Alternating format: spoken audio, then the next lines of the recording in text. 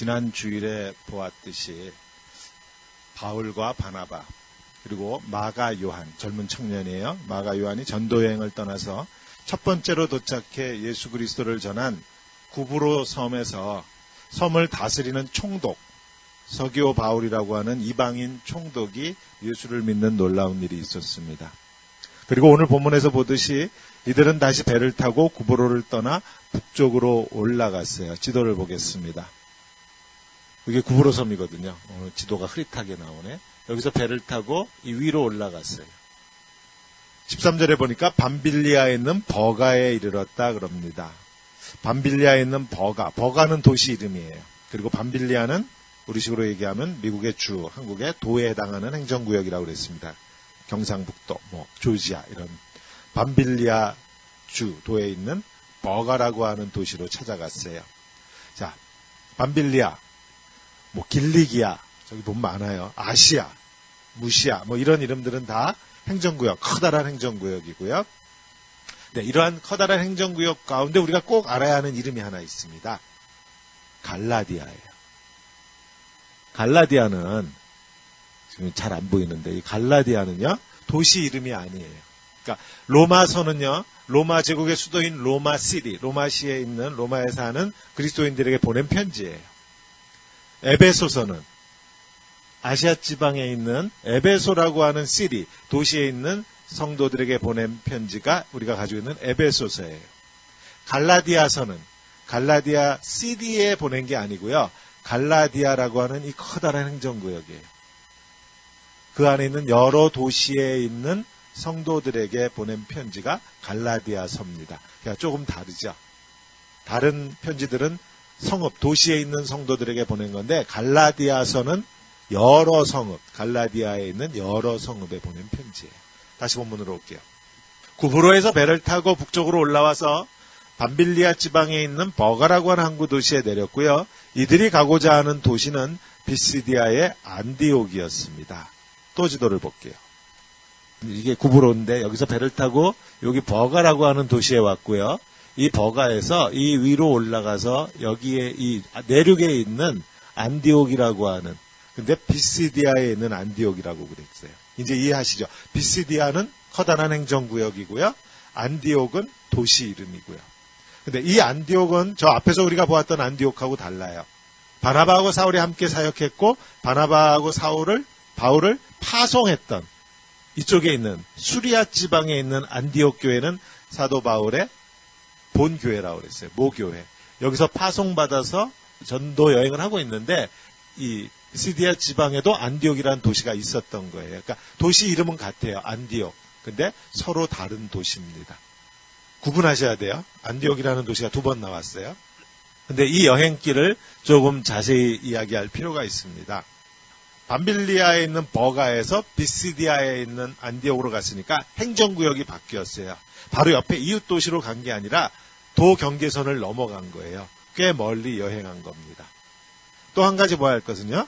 지도에서도 이게 잘 안 보이는데 이 지역이 이 터키 남부 해안 이 지역이 산악지대예요. 우리나라도 한반도 오른쪽으로 태백산맥이 바닷가로 산맥이 있잖아요. 이 터키 남부 지방이 이 지역이 산맥인데 산맥 이름이 토우러스 산맥이에요. 토우러스 그러면 길 가면서 많이 보지 않으세요? 토우러스. 포드 회사가 만든 자동차 이름 중에 토우러스라고 있어요. 저 산맥 이름을 따왔는 것 같아요. 모르겠어요. 아주 험한 산길을 타고 올라가야 했습니다. 학자들에 따르면 아마 이 길을 따라 여행하는 상인들의 무리에 섞여서 함께 올라갔을 것이라고 추측해요. 워낙 위험했기 때문에. 강도들을 만날 수도 있고 비가 오든지 하면 급류에 떠내려갈 수도 있고 아주 위험한 여행길이었다고 그렇게 학자들은 이야기합니다. 그런데 이 험한 여정을 앞에 두고요. 이 전도팀의 가장 막내인 마가 요한이 팀을 이탈해서 예루살렘 자기 집으로 돌아가는 일이 발생했어요. 13절 후반에 그랬죠. 요한은 그들에게서 떠나 예루살렘으로 떠났다 그럽니다. 성경은 마가가 왜 팀을 이탈해서 떠났는지 그 이유에 대해서는 말하고 있지 않아요. 근데 이 사건이 중요한 이유는 나중에 저 수리아에 있는 안디옥 본교회로 돌아온 바나바하고 바울이 두 번째 전도 여행을 계획하면서 바로 이 마가 때문에 싸웠어요. 다툼이 일어났습니다. 바나바는 이 마가가 자기 생질 조카잖아요. 야, 다시 데리고 가자. 젊은데 그럴 수도 있지. 근데 사도 바울은 야, 마가는 절대로 데려갈 수 없어. 모르겠어요. 이렇게 얘기해. 정신 상태가 썩어 먹었어. 뭐 그렇게 얘기했는지 하여튼 그래서 어떻게 됐어요? 끝내 바나바하고 사도 바울이 전도 여행을 따로 갑니다. 헤어졌어요, 여기서. 1차 전도 여행에서 중간에 미운털이 박힌 마가 요한은 사도 바울에게 완전히 눈밖이에요, 이제는. 사도 바울은 마가 요한을 동역자로 인정하지 않습니다. 그러니까 더 궁금해져요.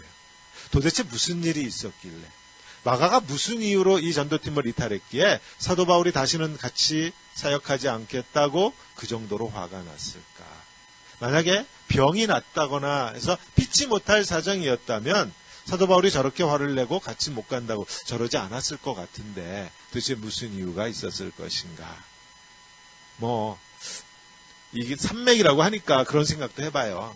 아직 젊었어요. 10대였을 것 같은데 이 요한이 저 토로스 산맥이 눈앞에 확 펼쳐지니까 저 산을 걸어서 올라간다고 하니까 겁먹고 돌아간 건 아니까 이런 생각도 해보고요.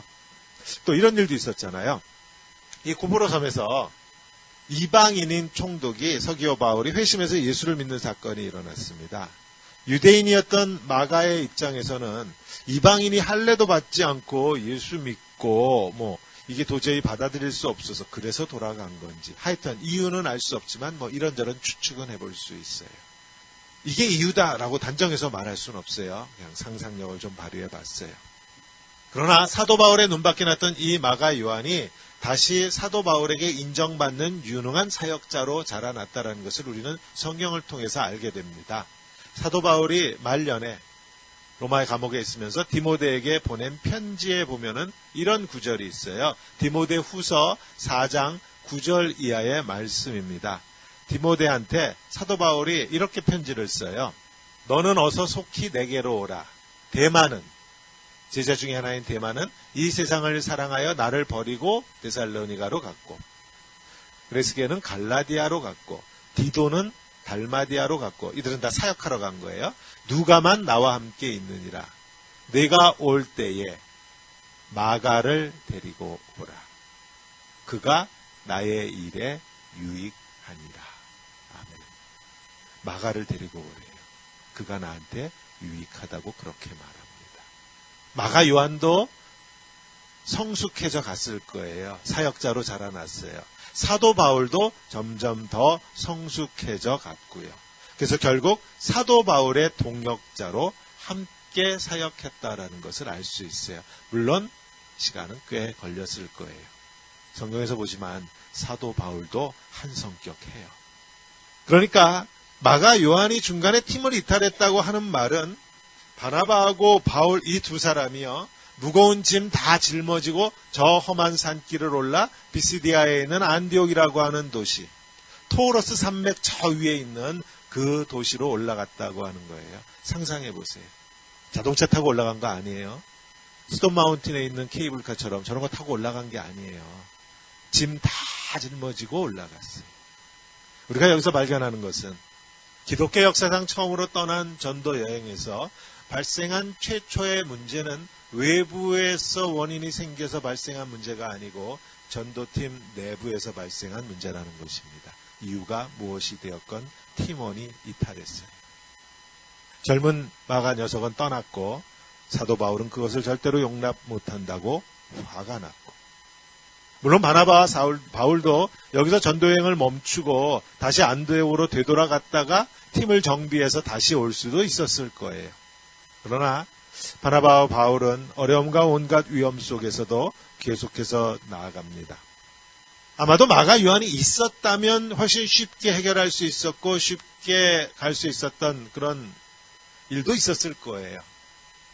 그래서 두고두고 저 젊은 놈이 원망스러울 수도 있었을 겁니다. 저는 이 본문을 묵상하면서 그런 생각을 해봤어요. 바나바하고 바울이 가는 이 전도 여행길이 마치 우리네 인생길과 같구나, 그런 생각을 해봅니다. 누가 있었으면 지금 내 문제가 발생하지 않았을 텐데. 그때 남편이 이렇게 했었으면 문제가 훨씬 더 쉽게 해결됐을 텐데. 원망스럽기도 하고 짜증스럽기도 하고. 우리의 인생길이라는 게 문제를 해결하면서 나아가는 길이기도 하지만 동시에 우리의 인생길은 문제를 안고 가는 길이더라고요. 사역을 하다 보니까 많은 분들이 목사에게 와서 그렇게 말합니다. 목사님, 우리 아내한테 이런 문제가 있어서 정말 못 살겠어요.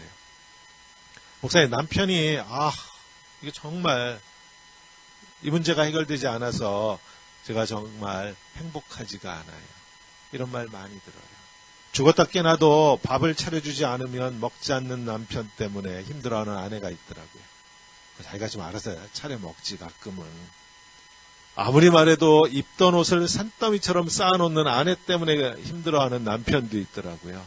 저는 여자들은 다 깨끗한 줄 알았어요. 근데 아니래요. 아무리 화내고 싸워도 제 시간에 준비를 끝내지 못해서 아침에 교회 오는데 꼭 늦어. 그래서 남편 원망하고 아내 원망하는 그런 가정들 많아요. 그런 문제들 때문에 때로 언성을 높이고 잔소리도 하고 때론 싸우기도 하고 어떻게 해서든지 상대방을 좀 고쳐놓으려고. 왜 그래요? 내가 맞으니까 그렇죠. 내가 맞으니까 저 사람을 고쳐놓으려고 하지요. 상대방의 말이 맞다는 걸 때론 인정하지요. 근데 그렇다고 해서 내 삶의 방식이 그렇게 쉽게 바뀌지도 않아요. 술, 담배가 나쁘다는 거 몰라서 못 끊는 거 아니잖아요. 시간 맞춰 준비를 끝내야 예배 시간이든 약속 시간에 맞춰서 간다는 거 몰라서 못하는 거 아니잖아요. 근데 하여튼 내 삶의 방식이 바뀌지를 않습니다. 그럼 어떻게 해요? 불평해요. 자기가 선택해서 결혼해 놓고도 후회합니다. 이렇게 우리는 한평생 상대방의 고쳐지지 않는 부분을 붙들고 씨름하면서 자기의 에너지를 다 소진시켜 가면서 사는 것 같아요. 그러면서 이렇게 말합니다. 내가 불행하다고. 내가 행복하지 않다고. 우리는 문제와 더불어서 사는데 익숙하지 않아요. 그렇게 사는데 훈련되어 있지 않아요. 하영조 목사님이 떠올랐어요. 하영조 목사님은 몸에 온갖 질병이란 질병은 다 가지고 계신 분이세요. 한 번은 암에 걸린 장로님이 암에 걸렸다고 찾아오니까 목사님이 그러셨대요. 그 암하고 잘 사이좋게 살라고. 20, 30년 전에는요. 한국 사회는 간첩 잡아야 한다고 하면서 난리도 아니었습니다. 그렇게 난리를 치다가 슬며시 마음에 안 드는 사람이 있으면 간첩으로 몰아넣기도 했죠. 요즘은 어때요? 요즘도 간첩 잡아야 한다고 한국 사회가 난리 칩니까? 간첩 잡으면 요즘도 포상 주나요? 안 그런 것 같아요. 이젠 더 이상 북한이라고 하는 체제에 대해서 속아 넘어가는 사람이 없죠. 이젠 북한이 어떤 체제의 나라인지 다들 알고 있기 때문에 간첩 그렇게 두려워하지 않는 것 같아요. 간첩과 함께 사는 나라, 사회. 그만큼 건강해졌다는 뜻이죠. 건강하지 못하면 아주 작은 문제 하나가 온 몸을 아프게 해요. 온 몸이 난리가 나요. 작은 것 하나가. 그러나 건강하면 건강할수록 질병이 있어도 끄덕하지 않을 수 있어요. 쉽게 넘어갈 수 있어요. 건강하다고 하는 것은 몸에 병균이 하나도 없는 아주 깨끗한 상태를 말하지 않습니다. 그러면 사실 큰일 나죠. 몸에 병균 없으면 큰일 나요. 면역, 항체 이런 것들이 만들어지기 위해서는 몸에 병균이 있어야죠. 그 병균을 이길 힘이 있을 때가 건강한 거예요. 그때가 행복한 거예요. 우리의 삶이 건강하고 행복해지려면 내게 아무런 문제가 없어야 하는 것이 아니고요. 이런저러한 문제가 내게 있음에도 불구하고 그러한 문제와 더불어 살면서도 여전히 그것들을 이길 수 있는, 세상적으로 얘기하면 마음가짐을 가져야 될 것이고 여유를 가지고 있어야 할 것이고, 성경적으로 이야기하면 그런 문제들이 내게 있음에도 불구하고 그것들을 이길 수 있는 생명력, 생명이 있을 때 비로소 건강한 것이에요. 비로소 행복할 수 있는 것이에요. 물론 지금 당장 해결해야만 하는 그런 문제들도 없지 않아요. 있습니다. 그러나 인생의 많은 문제라고 하는 것들은 특별히 우리가 이건 정말 심각한 문제야라고 내가 지금 생각하는 것, 또는 지금 당장 해결하지 않으면 큰일 난다고 생각하는 많은 문제들이 실제로는 지금 당장 해결해야 하는 문제라기보다는 내가 안고 살아가야만 하는 그런 문제라는 것이에요. 그런데 그러한 문제들을 내가 안고 살아갈 때 의외로 내가 생각하지 못한 방향으로 그 문제들이 해결되어 가는 것을 봅니다. 사실은 그런 문제들일수록 그 문제를 내가 안고 살아가면서 내가 점점 더 강해지는 것이에요. 내게 더 면역력이 생기고 항체가 생기는 것이에요. 문제가 없는 것이 행복한 것이 아니고요. 문제가 없는 것이 건강한 것이 아니고요. 그 문제를 품고 기다릴 줄 아는 것이 건강한 것이고 그 문제와 더불어서 살 줄 아는 것이 행복한 것이에요. 이 문제가 지금 해결되지 않으면 난 결코 행복할 수 없다. 이 문제가 지금 해결되지 않으면 나 아무것도 못한다. 그런 분들 많이 봐요. 문제에 완전히 집착되어 있어가지고 그 문제에 완전히 내가 묶여 있어요. 그래서 이 문제가 지금 당장 해결되지 않으면 일상의 삶을 살지 못해. 밥도 못해, 설거지도 못해, 직장도 못 나가. 이 문제가 해결되지 않으면 이건 건강한 게 아니죠. 이건 건강한 게 아니에요. 우리의 인생이 비록 많은 문제점을 가지고 문제투성이라고 할지라도 예수 그리스도 안에서 주어진 이 평화가 결코 깨질 수 없는 그러한 건강한 삶을 다 누리시기를 우리 주님의 이름으로 축원합니다. 아멘. 자, 다시 본문으로 갈게요. 이제 사도 바울이 회당에서 선포했던 말씀을 볼게요. 근데 회당 찾아갔더니 야, 나와서 할 말 있으면 해라. 회당장이 그랬대요. 그랬더니 이 바나바가 나간 게 아니고 사도 바울이 나가서 자, 지난번 구브로 섬에서도 그랬고 오늘 말씀에서도 보면 말씀을 전하고 말씀을 선포하는 일은 바나바가 아니고 바울이 했다라는 걸 알 수 있죠. 은사대로 사역한 거예요. 물론 바나바는 다른 은사가 있죠. 다른 사람들을 돕고 가서 바울을 고향에서 데려와서 제자들하고 같이 화해시키고 이런 건 바나바가 잘 했나 봐요. 근데 말씀을 전하고 예수 그리스도를 선포하고 이런 건 사도 바울의 은사였던 것 같아요. 근데 사도 바울이 전하는 하나님의 말씀을 오늘 보면 한 가지 주제가 관통하고 있습니다. 17절을 보니까 이렇게 말했죠. 이스라엘 백성의 하나님이 우리 조상들을 택하셨다 그랬어요. 애굽 땅에서 나그네 된 백성들을 하나님이 택하셨다. 주어가 누구예요? 하나님이 택하셨다. 그들을 큰 권능으로 애굽 땅에서 인도해 내셨다. 누가 인도해 내셨다? 하나님이 인도해 내셨다. 18절에 광야에서 40년간 그들의 소행을, 그들의 죄악을 참으셨다. 누가? 하나님이 참으셨다. 19절 가나안 땅의 7 족속을 멸하셨다. 누가? 하나님이. 그 땅을 자기 백성들에게 기업으로 주셨다. 누가? 하나님이. 20절 사사를 주셨다. 하나님이. 21절 사울을 이스라엘의 왕으로 주셨다. 하나님이. 22절 다윗을 왕으로 세우셨다. 하나님이. 사도 바울이 이스라엘의 전 역사를 꿰뚫으면서 한마디로 이렇게 말합니다. 이 모든 역사를 하나님께서 하셨다.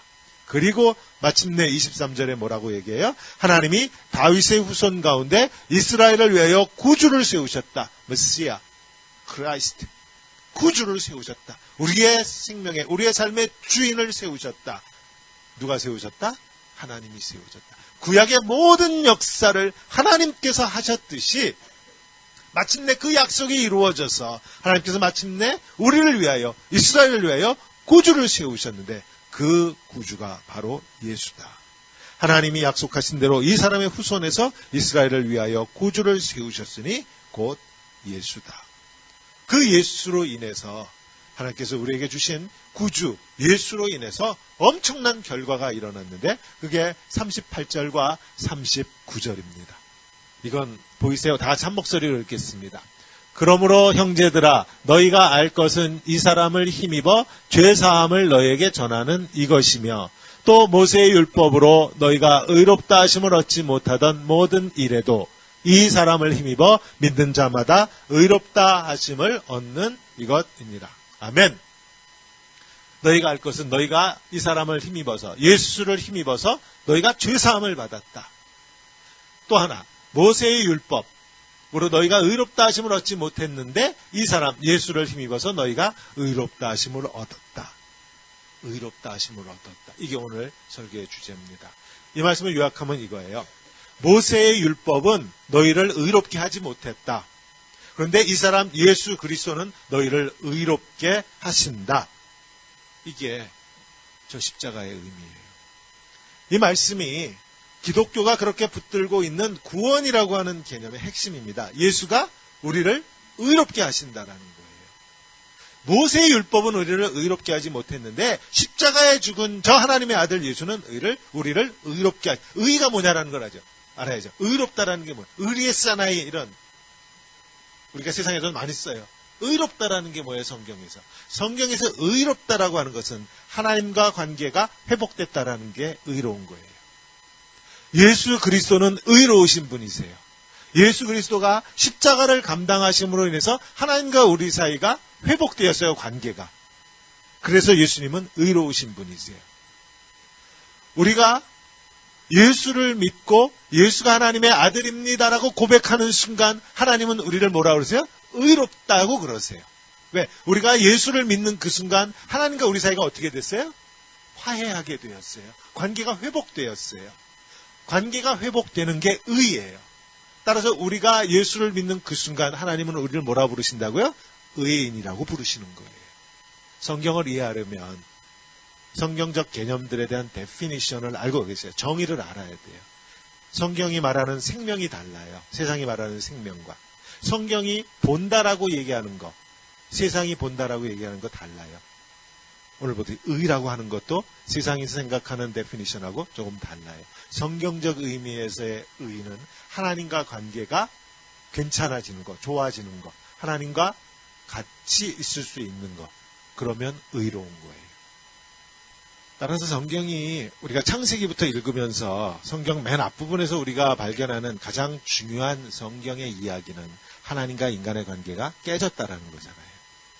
아담과 하와가 첫사람인 아담과 하와가 하나님이 먹지 말라고 명령하신 열매를 따먹었어요. 즉 아담과 하와가 하나님 말씀에 불순종했어요. 그 결과로 아담과 하와가 하나님의 집인 에덴으로부터 쫓겨납니다. 교회 다니지 않고 그리스도인이 아닌 사람들도 대부분 알고 있는 이 성경의 이야기가 말하고자 하는 핵심은요. 에덴이 지구에 어디에 있느냐, 아담과 하와가 몇 살쯤 됐느냐, 지금 이런 게 중요한 게 아니에요. 이 이야기가, 이 스토리가 우리에게 말하고자 하는 게 뭐예요? 하나님과 인간의 관계는 깨졌다라는 겁니다. 에덴을 떠났다라고 하는 건 하나님의 테리토리, 하나님의 영역과 인간의 영역 사이에 담장이 세워졌다라는 것이에요. 깨진 관계예요. 그 깨진 관계의 근본적인 이유는 아담과 하와가 불순종했기 때문인데 신학적으로 이 불순종을 죄라고 그래요.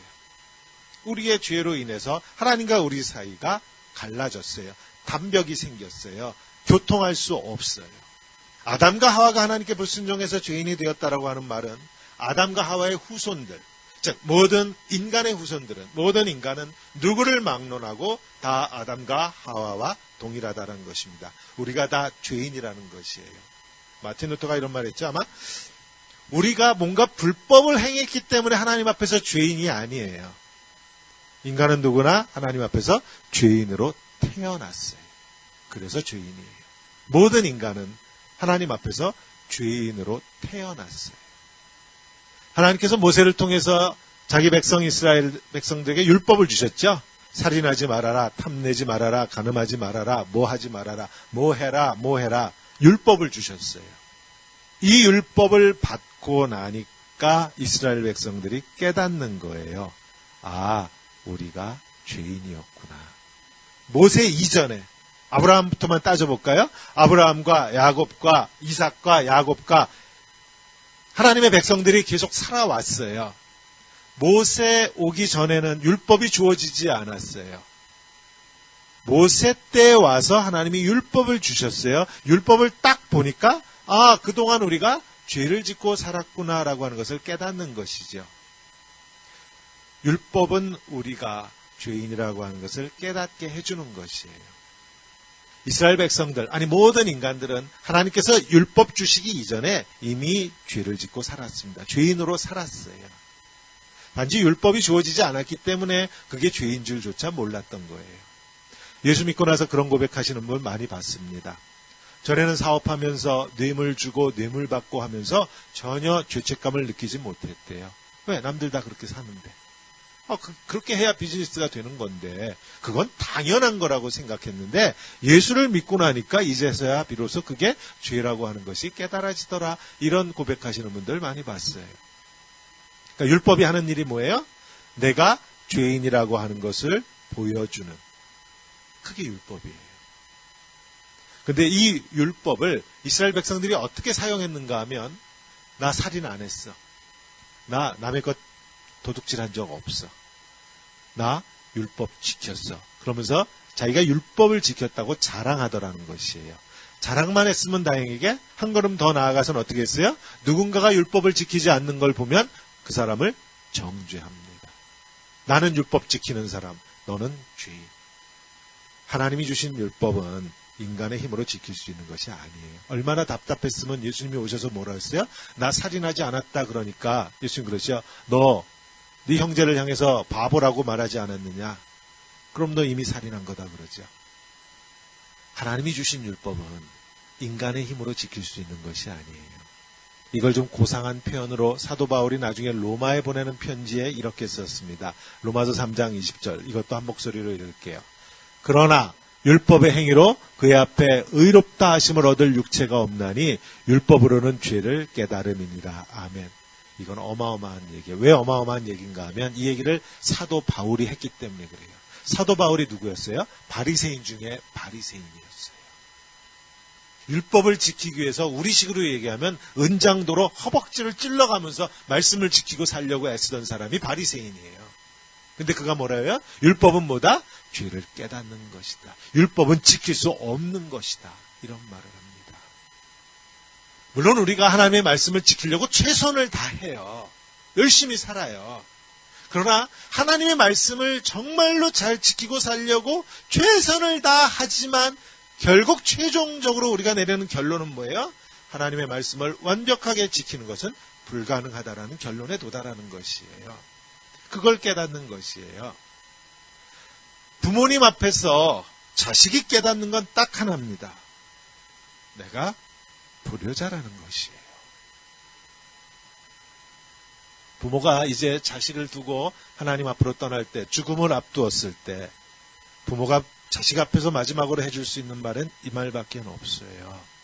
더 사랑하지 못해서 미안하다고. 하나님의 말씀도 사랑도 효도도 우리의 힘과 능력으로 할 수 있는 게 아니에요. 이것은 내가 결코 완벽하게 할 수 없다라는 것을 깨닫게 해줄 뿐이에요. 부모가 자식한테 내가 미국까지 이민해서 이놈아 너한테 못 해준 게 뭐 있냐고. 한국에 있었으면 네가 이런 좋은 환경에서 이렇게 공부할 수 있었겠느냐고. 근데 너는 어떻게 이렇게 그 모양 그 꼴일 수가 있느냐고. 혹시 부모가 자식을 그렇게 혼내면 그 부모는 사실 아직 성숙하지 못한 겁니다. 내가 내 방식을 강요하면서 그걸 사랑이라고 하는 건 아닌지 돌아봐야 합니다. 사랑은 내 방식을 강요하는 것이 아니에요. 부모의 사랑이라고 하는 것, 아니 누구의 사랑도 동일해요. 사랑이라고 하는 것은 주고 또 주어도 부족한 것이에요. 그래서 미안한 것이에요.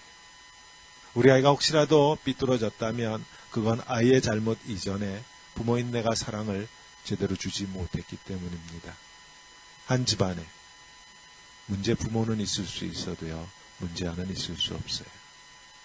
하나님 말씀 앞에서 이스라엘 백성들이 가져야 했던 마음가짐은 하나님, 내가 죄인입니다. 하나님 말씀대로 살 수 없었습니다. 이런 고백이 하나님 앞에 드려졌어야 해요. 그런데 율법 다 지켰다고 하면서 하나님 앞에서 고개를 빳빳하게 세우고 율법 지키지 못하는 형제들을 정죄하고 손가락질하고, 그러니 하나님의 마음이 어떠셨겠어요? 하나님과의 관계를 회복시키는 길은요, 율법을 완전하게 지켜서 하나님과 관계가 회복되는 게 절대로 아닙니다. 지킬 수도 없지만 하나님의 그 크신 사랑 안으로 내가 첨벙 뛰어드는 것이에요. 그게 탕자의 비유예요. 탕자의 비유는 대부분 알고 계시니까 누가복음 본문 읽지 않고 설명합니다. 탕자의 비유요. 아버지가 아직 두 눈이 시퍼렇게 살아있었어요. 자기 몫으로 있는 유산 달라고 작은 아들이 그러죠. 그리고는 그 돈 받아가지고 이웃 나라로 가서, 즉 아버지 눈을 피해 도망가서는 그 돈으로 허랑방탕하게 살다가 다 탕진해 먹고는 그때서야 아버지 생각을 하고 뭐라 그래요? 내가 집으로 돌아가서 우리 집에 아버지 집에 있는 머슴 중에 하나로 나를 좀 써달라고. 그래야 굶어 죽지 않겠다고. 그래서 입이 10개라도 할 말이 없는 그런 처량한 모습으로 터벅터벅 고향으로 돌아옵니다. 근데 아버지는 동구 밖에서 매일같이 아들을 기다리고 있었죠. 아들이 돌아왔다고 가락지를 끼우고 새 옷을 입히고 잔치를 벌이고 기뻐서 어쩔 줄을 몰라요. 그 크신 사랑, 내가 아버지에게 종으로 쓰임을 받아도 정말 나는 그렇게 죄인입니다라고 하는 그런 마음으로 돌아왔는데 그런 자기를 다시 아들로 붙들어주는 그 아버지의 크신 사랑 앞에서 자식의 마음이 무너져 내리는 것이에요. 이렇게 되었을 때 아버지와 아들의 관계가 회복돼요. 그런데 그 옆에 형이 있었죠. 형이 화가 났어요.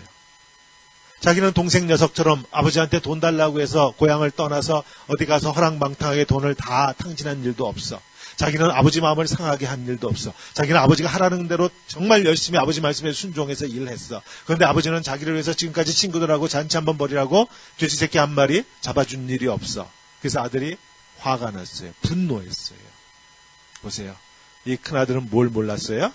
아버지의 사랑이 얼마나 큰지를 몰랐습니다. 왜 몰랐어요? 나는 아버지의 말을 어긴 일이 없다. 나는 아버지의 마음을 아프게 한 일이 없다. 나는 아버지의 말씀에 하나부터 10까지 다 순종했다. 이스라엘 이야기로 하면 이렇게 해석할 수 있죠. 나는 모세의 율법을 다 지켰다. 그러니까 나는 뭐하다는 거예요? 의롭다라는 거예요. 스스로 의롭다고 여기는 사람은 결코 사랑을 알지 못해요. 스스로 의롭다고 여기는 사람은 결코 효도를 알지 못해요. 스스로 의롭다고 여기는 사람은 결코 하나님의 말씀을 알지 못하는 것이에요. 스스로 의롭다고 여기기 때문에. 이런 마음가짐으로는 결코 아버지 아들 사이에 화해라는 건 있을 수 없죠. 이 큰아들은 내가 의롭다고 생각하는 한 결코 아버지와 화해할 수 없는 관계예요. 하나님과 우리의 관계가 회복되는 길은 우리의 노력으로 하나님의 말씀을 완벽하게 지켜서 그래서 하나님과 우리 관계가 회복되는 것이 절대로 아닙니다. 완벽하게 지킬 수 있는 것도 아니고요. 우리는 이렇게 생각해요. 우리가 완벽하게 하나님의 말씀, 율법을 지키면 하나님이 나를 사랑하실 거라고. 마치 아이가 학교에서 수학시험에 100점 받아오면 우리 엄마가 나를 사랑할 거라고 여기는 것과 똑같아요. 그래서 엄마한테 사랑받으려고 안간힘을 다 쓰죠. 100점 받아와서 엄마한테 사랑받으려고. 근데 해도 안 되니까 부정행위도 하고 뇌물 주고 등등 불법을 해서라도 100점 받아오려고 엄마한테 사랑받아야 하니까. 이게 얼마나 불쌍한 삶이에요. 내가 완벽하게 말씀대로 살면 우리 교회 생활로 바꾸면 내가 주일 성수하고 내가 11조 드리고 교회에서 하라는 거 열심히 다 하고 그러면 하나님이 나를 사랑하실 거라고. 내 의로 하나님의 사랑을 얻어내는 것이 아니에요. 그런 노예가 어디 있어요. 그건 종의 삶이지 결코 자식의 삶이 아닙니다. 오해하지 마세요.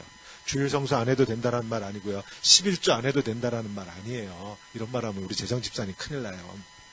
보세요. 하나님이 나를 얼마나 사랑하시는지를 알면 하나님은 이런 하나님이 아니야. 내가 100점 받아와야 나를 사랑하고 내가 100점 받아오지 않으면 나를 사랑하지 않는 그런 하나님이 아니시라는 것을 깨달으면 하나님은 이미 우리 엄마 아빠는 이미 내가 100점 받아오느냐에 상관없이 그 모든 것들 이전에 세상 그 누구와도 나를 바꿀 수 없다고 나를 그렇게 사랑하는 분이시라고 세상 그 무엇과도 우리 아빠는 나를 바꾸지 않을 거야라고 하는 하나님이 나를 그토록 사랑하신다라고 하는 것이 깨달아지면 마음속에서 터져나오는 것이 있어요. 이제 말씀대로 살고 싶어져요. 이제 하나님의 말씀대로 살고 싶어져요. 이게 청개구리 얘기잖아요. 이제는 엄마 말씀에 순종하고 싶은 거예요. 율법을 지키고 싶어지고 엄마 아빠의 말씀대로 살고 싶어지는 것이에요.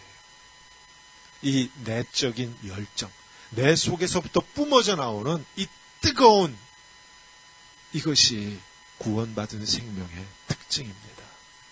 이게 구원의 생명이에요. 이게 예수님께서 저 십자가에 죽으시면서 우리에게 주시고자 하셨던 생명이요. 태초에 하나님께서 우리 인간을 지으시고 우리 속에 넣어주고자 하셨던 그 생명이 바로 이 생명이에요. 이것으로 살라는 것이에요. 거지 같은 삶이 아니고 노예와 같은 삶이 아니고 이거 어떻게 하면 뭔가 좀 얻어질까 하는 그런 썩어질 생명이 아니고 내 속으로부터 쏟아져 나오는 뿜어져 나오는 그 열정으로 엄마 아빠의 말씀에 순종하고 싶어진 그 마음. 그것이 효도의 근본이죠. 그런데 어떻게 알 수가 있어요? 하나님이 나를 사랑하신다는 것을.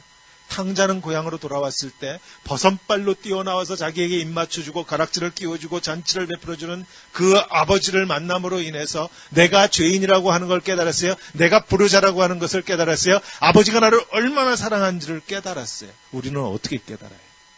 다시 38절 39절 맨 앞에 그러므로 형제들아 너희가 알 것은 이 사람을 힘입어 죄 사함을 너희에게 전하는 것이다. 이 사람을 힘입어 예수를 통해서 알 수 있다는 것이에요.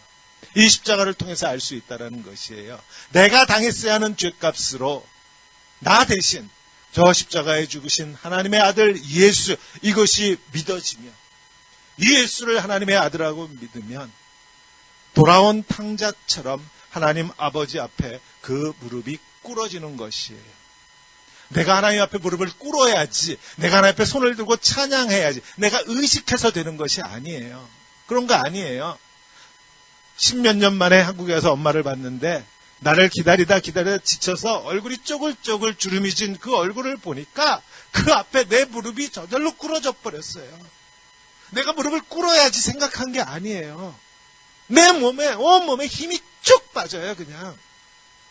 이 십자가에서 하나님의 그 크신 사랑을 만나면 그분 앞에 내 무릎에 힘이 쭉 빠져버리는 것이에요. 그냥 무릎 꿇어져 버리는 것이에요. 내 속에서는 하나님의 말씀대로 살고 싶다고 하는 열정이 불을 듯이 일어나는 것이에요. 그 예수께서 사흘 만에 부활하신 날입니다. 죽음도 어찌하지 못하는 생명이에요. 이 세상 모든 것이 죽음과 함께 다 사라지는데 그 죽음의 권세조차도 이 생명 앞에서는 어찌할 수 없다라는 것을 오늘 우리는 예수 그리스도의 부활을 통해서 봅니다. 이것이 우리에게 주어진 생명이에요. 예수를 믿는다고 하는 것은 내가 결코 감당할 수 없는 그 크신 하나님의 사랑을 깨달았다라는 것이에요. 그 사랑을 깨달아서 가슴이 뛰는 겁니다.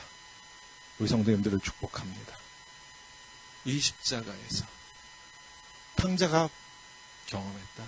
그 하나님의 놀랍고도 크신 사랑을 체험했기에 속에서 뛰는 가슴을 주체할 수 없어 하나님 앞으로 뛰어 달려가는 참으로 복된 인생이 되시기를 우리 주님의 이름으로 축원합니다. 기도하겠습니다.